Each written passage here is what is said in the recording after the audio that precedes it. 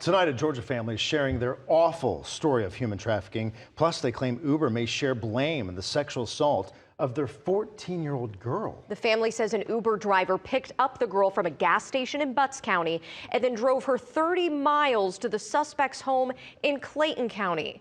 Atlanta News First reporter Adam Murphy is live from the Clayton County Jail tonight. Adam.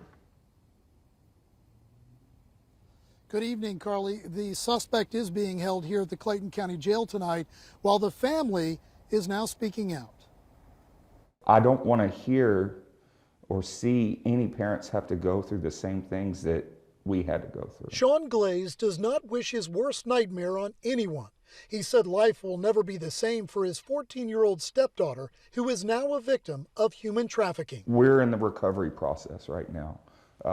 So we're actively, getting her the help that she needs. Glaze and his attorney, Michael Neff, met with Atlanta News First on Wednesday to share their emotional story and pending lawsuit. What happened should not have happened. According to authorities and the victim's family, the 14-year-old girl was picked up at this gas station on Brownlee Road in Jackson, Georgia, in the early morning hours of November 1st, 2024. She was picked up in an Uber, and that ride was ordered by a man that was older than her that she had been communicating with online. Investigators said the young girl was driven more than 30 miles from Jackson to Jonesboro and held for 4 days at the suspect's home. According to a lawsuit filed a week ago, it says the 14-year-old girl was drugged and repeatedly raped. And that is why Uber has a general policy that it does not transport people under the age of 18.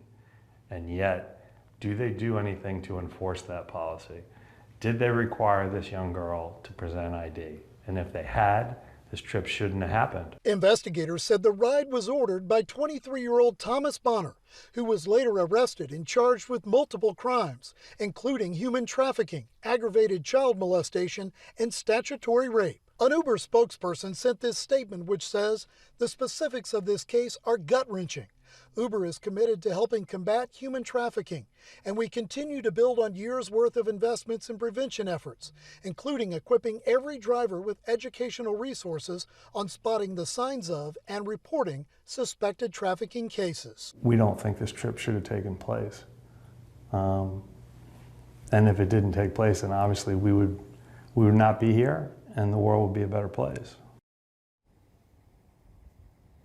And the victim's family tells me they are grateful for the work of law enforcement in this case.